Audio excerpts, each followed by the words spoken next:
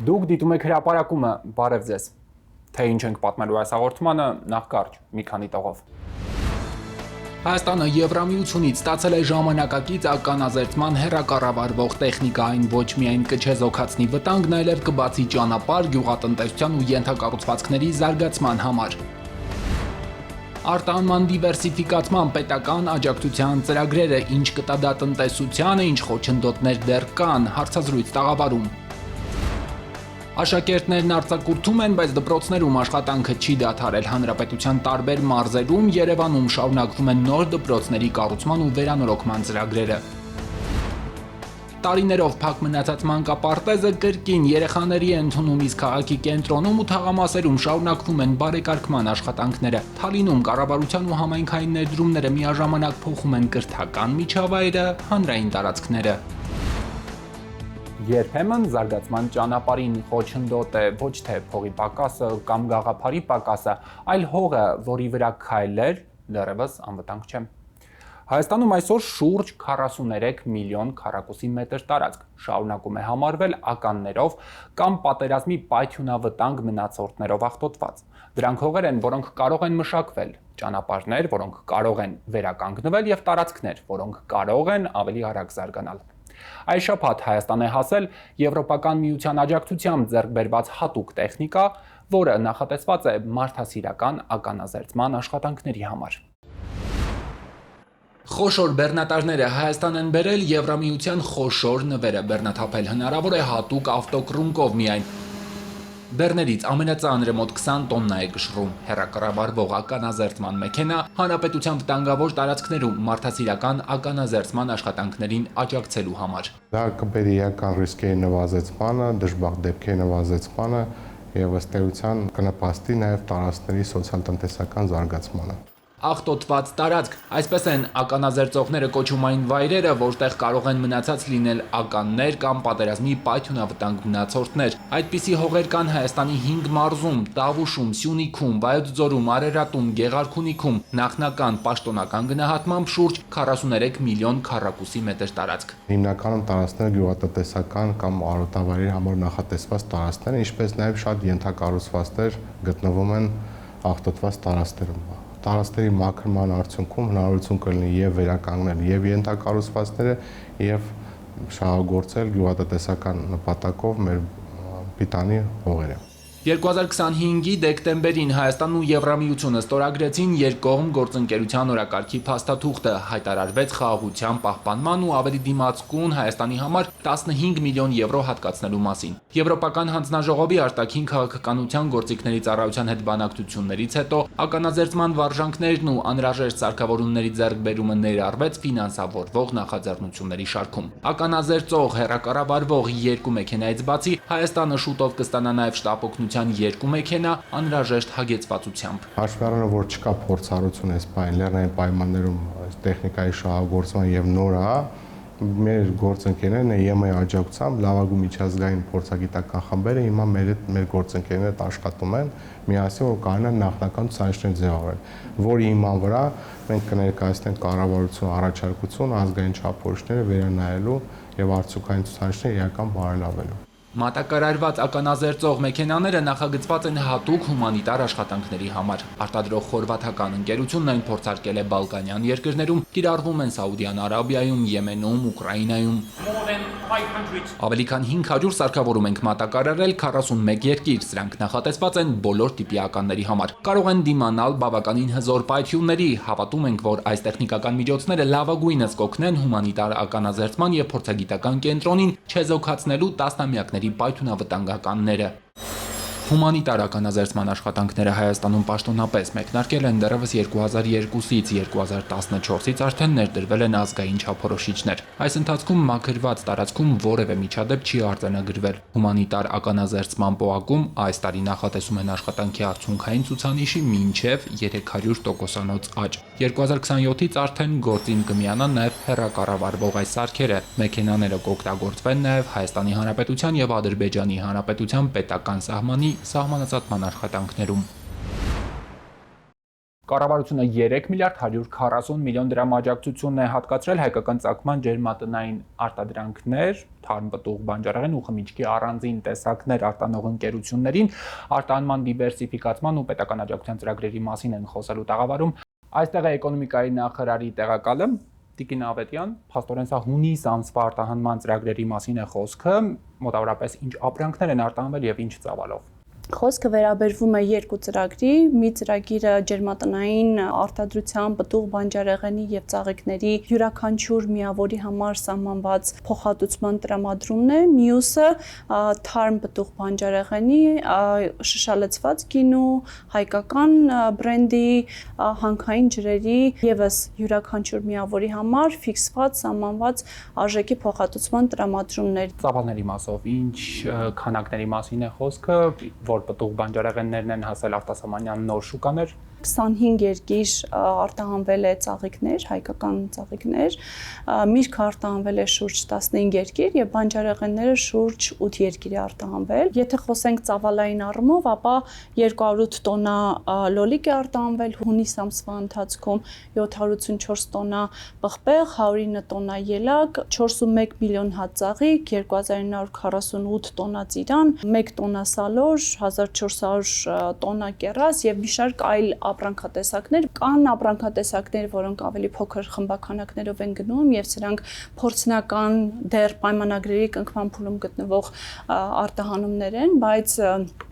կառավարության, էկոնոմիկայի նախարարության, արտաքին գործերի նախարարության կողմից գործադրվող ջանքերը նոր բիզնես գործընկերներ գտնելու, նոր առևտրային ուղիներ գտնելու ուղղությամբ կարծում եմ բավականին այս կարճ ժամկետի ընթացքում արդյունավետ է։ Ես ուզում եմ նշել նաև, որ մենք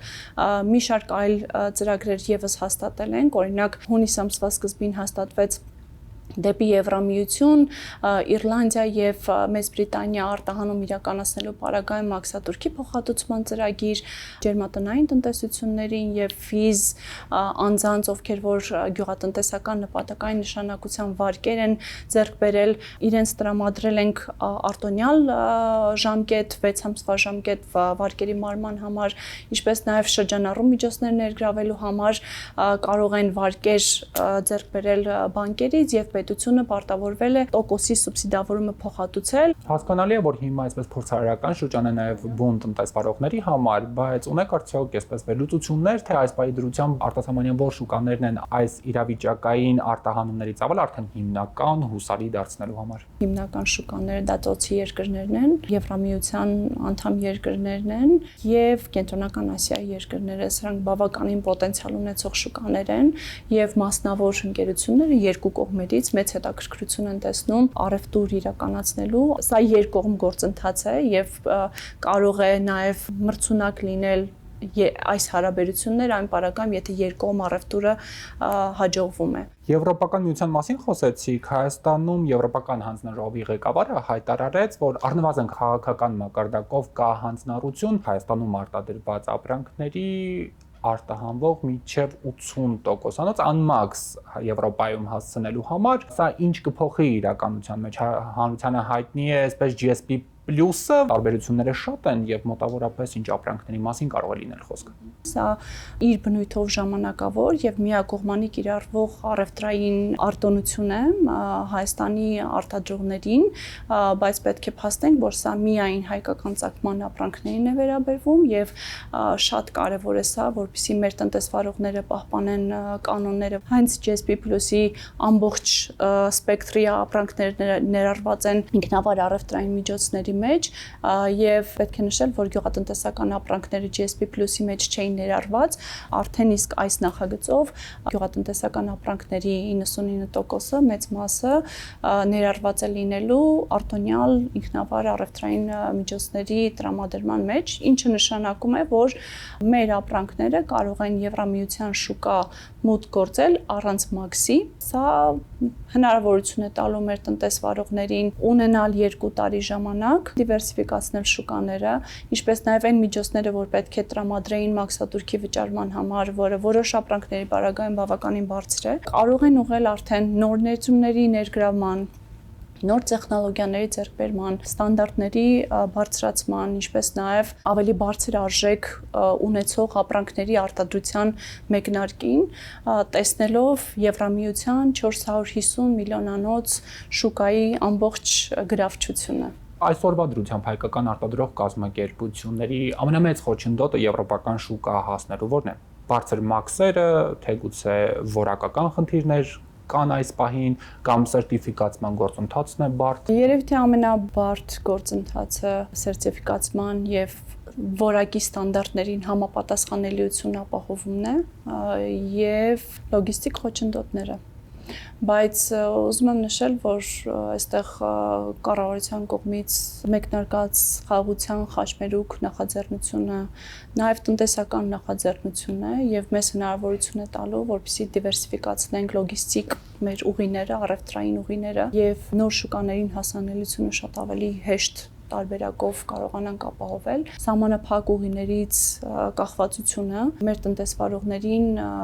բազմաթիվ խոչընդոտների առաջ է կանգնեցնել տարիներ շարունակ եւ նաեւ չի թույլ տվել, որպեսզի տնտեսվարողը կարողանա դիվերսիֆիկացնել շուկաները։ Հետևաբար այս հնարավորությունները եւ ստեղծված նոր իրողությունները կարծում եմ մեծ հնարավորություն է լինելու մեր բիզնեսի համար, մնում է միայն ջանքեր գործադրել, ներդրումներ իրականացնել, կապեր հաստատել նոր շուկաներում իրենց տեղը ու դիրքը գտնելու համար եւ կառավարությունը մեծ ջանքեր է գործադրում այս ուղղությամբ ամենօրյա կտրվածքով տնտեսվարողների հետ կապեր հաստատելու ուղղությամբ կարծում եմ որ երկարաժամկետ առումով եթե մենք կարողանանք այս նույն ուղղությամբ շարժվել մենք կարողանանք փաստել որ հասել ենք արտահանման դիվերսիֆիկացիայի մեր նպատակին սահմանած նպատակին Շնորհակալ եմ շատ հարցազրույցի համար։ Ես եմ շնորհակալ։ Հազարավոր աշակերտներ հիմա ամառային արձակուրդում են, բայց դպրոցաշինական ծրագրերի համար ամառը տարվա ամենաակտիվ շրջանն է։ Հենց այս ամիսներին են արագ տեմպերով շարունակվում նոր դպրոցների կառուցման եւ հիմնանորոգման աշխատանքները, որ երեխաները վերադառնան ավելի անվտանգ ու ժամանակակից կրթական միջավայր։ Միայն վերջին տարիներին տասնյակ դպրոցներ են կառուցվել կամ ամբողջությամբ նորոգվել, իսկ ծրագրերը շարունակվում են նաեւ այս տարի։ Երևանի համար 148 ավագ դպրոցը 300-ից մեկն է։ Այստեղ հին ու վթարային շենքի փոխարեն կառուցվում է նոր սեյսմակայուն կրթական համալիր։ Արդեն երկրորդ տարին է Երևանի 148 ավագ դպրոցում լայնածավալ շինարարական աշխատանքներ են իրականացվում։ Կարիքը վաղուց կար, հինը որ շահագործման համար այլևս անվտանգ չէր, քանդել են, նորը նույն տեղում են կառուցում։ Մասնագետների գնահատականը եղել է որ պետք է քանդվի, որպեսզի կարողանանք սեյսմիկ անվտանգությունը ապահովել։ Հիմա կառուցվում է 9 բալ եւ ավելին սեյսմակայունությամբ։ 50% եւ ավելին հիմնական դա ինքը երկաթբետոնե մոնոլիթ կառույց է, նախատեսված ծավալներով դիտարկենք 50% եւ ավելին արդեն մոտ 60%-ի մոտ աշխատանքներ են կատարված։ Շուրջ 60 տարվա պատմություն ունեցող ավագ դպրոցում ժամանակ առ ժամանակ միայն կոսմետիկ աշխատանքներ են իրականացվել։ Վերջին տարիներին խնդիրներն այնքան էին բարդացել, որ ժամանակավոր լուծումներն այլևս արդյունավետ չէին։ Ջեռուցումից մինչև սանհանգույցներ, խողովակաշարեր, համակարգային լուծում էր պետք։ Մենք անընդհատ հետևողական լինելով փորձել ենք վերանորոգման աշխատանքներ անել, բայց այսպես ասած երկրորդ հարկի ինչ որ մի հատ հատված, եթե վերանորոգում էինք անում կոյուղու հետ կապված, դառնում էր անիմաստ, որովհետև ինքը հիմնականում պիտի փոխվեր։ Այսինքն առաջինից երրորդ հարկ միջև պետք էր փոխվել։ Նոր դպրոցը մինչև 3 հարկանի 7 մասնաշենք կունենա, մոնոլիթ կառույցներ են, ոչ միայն ամուր, այլև ժամանակակից դպրոցաշինության բոլոր չափորոշիչներին համապատասխան 5700 քառակուսի մետր է դպրոցի ընդհանուր մակերեսը։ Գործի մոտ 60%-ն արել են 2027-ին նախատեսում են շահագործման հանձնել։ Կառավարության ու Ասիական զարգացման բանկի վարկային միջոցներով մոտ 2.4 միլիարդ դրամ կծախսվի։ Կառավարության զարգացման հնգամյա ծրագրով 2021-ից մինչև հիմա 170 դպրոց է կառուցվել կամ նորոգվել, նաև անհրաժեշտ գույքով են համալրվել։ Օրինակ մոտ 500 աշակերտ ունեցող դպրոցի համար պետական բյուջեից միջինում 63 միլիոն դրամ էլ ծախսվում է կահավորման համար։ Կառավարության հնգամյա ծրագրում նաև մենք կրթության մինչև 2030 թվականի զարգացման ծրագրով եւս ունենք պարտավորություն մինչև 2026 թվականի ավարտը Հայաստանի Հանրապետության բոլոր հանրակրթական ուսումնական հաստատությունները հագեցնել համապատասխան բնագիտական, ինժեներական եւ ՏՀՏ լաբորատորիաներով։ Այս պայդրությամբ կարող եմ ասել, որ այդ ցուցանիշը ապահովված է շուրջ 960 ուսումնական հաստատությունում եւ մինչեւ տարեվերջ Հայաստանի Հանրապետության բոլոր ուսումնական հաստատությունները ապահովված են լինելու այս լաբորատոր սարքերով եւ համապատասխան գույքով։ Ուսումնասիրությունները ցույց են տալիս, որ անհրաժեշտ գույքով ու սարքավորումներով հագեցած դպրոցներում առավել արդյունավետ կրթություն է իրականացվում։ Դրա արդյունքը դպրոցական տարբեր օլիմպիադաներում պատանիների ակտիվությունն ու արձանագրած հաջողություններն են։ Հայաստանի Հանրապետությունում ցավոք նախկինում չեն եղել բավարար լաբորատորիաներ կամ եղել են, բայց ոչ բավարար նյութերով կամ անհրաժեշտ գույքով, որոնք հնարավորություն կտային սովորողներին բնագիտական առարկաների փորձերը իրականացնել եւ պրակտիկայում հասկանալ դրանց օգտակարությունը կամ արդյունավետությունը։ Այժմ այդ բոլոր հնարավորությունները տրված են, այդ լաբորատորիաներում ամբողջ գույքի եւ նյութատեխնիկական բազայի հագեցումից բացի նախարարությունը իրականացնում է նաեւ ուսուցիչների մասնագիտական զարգացման գործընթացներ։ 300 դպրոց 500 մանկապարտեզ ծրագրով նոր հաստատությունները անհրաժեշտ գույքով ապահովելու համար նախատեսված է ծախսել 415 միլիարդ դրամ, բացառապես պետական բյուջեից։ Թալինում էլ տարիներ շարունակ չգործած նախակրթարանն է նոր կյանք ստացել։ Այսօր այստեղ արդեն մոտ 100 երեխա է հաճախում ոչ միայն քաղաքից, այլև հարակից գյուղերից։ Սա համայնքի փոփոխության մի մասն է միայն։ Թալինում զուգահեռաբար վերանորոգվում են հրապարակը, բակային տարածքները, ստեղծվում են նոր հանրային միջավայր։ Կառավարություն համայնք հերթական գործակցության արդյունքները ռեպորտաժում։ Մեկ ամսից մի քիչ ավելի է, որ 1991-ին կառուցված եւ վերջին 10 տարին պարապուրտի մատնված մանկապարտեզը հիմնովին վերանորոգված, կահավորված նոր պատմություն է սկսում իր նոր սաների հետ։ Նախակրթարանի գրեթե բոլոր փոքրիկները երբևէ մանկապարտեզ չեն հաճախել, հերթի ցուցակներում էին սպասում։ Առաջին անգամ թեկուզ մի քանի ժամով տնից ծնողներից հեռու լինելու փուլը սկզբի մի քանի օրն էր դժվար։ Լուսառատ, սիրառատ նոր միջավայրին արագ հարմարվեցին։ Մի բալիկ ունեինք, ով էսպես ինձ ասում է, հասկանում ես, մանկապարտեզը իմ բանը չի, ասում եմ, ինչի ազիզ չեն, ասում եմ, ես ուզում եմ տուն գնամ, գործ ունեմ անելու, բայց հիմա փառք Աստծո, սիրով հաճախում են մանկապարտեզ։ Թալինում մինչև այս նախակրթարանի վերաբացումը մեկ մանկապարտեզ է գործել, ծանրաբեռնված, մոտ 150 սան է այնտեղ հաճախում։ Նոր նախակրթարանը նախատեսված 100 սանի համար էապես թեթևացնում է Թալինի ու հարակից գյուղերի մանկահասակ երեխա ունեցող ընտանիքների հոգսը, փոքրիկներին հարմարավետ պայմաններում լիարժեք նախադպրոցական կրթության զարգացման հնարավորություն տալիս։ Հացաշենք, Աքավաձոր, Ակունք, Կասնախբյուր, Թաթուլ, Մանչուկեն հաճախում մանուկներ նաև Թալինի հարակից բնակավայրերից։ Տվյալ պահին գործում են 4 խմբեր, որից 2-ը նշեմ, որ մսուրային խմբեր են եւ 1 կրտսեր երկրորդ, 1 միջին խումբ ունենք այս պահին։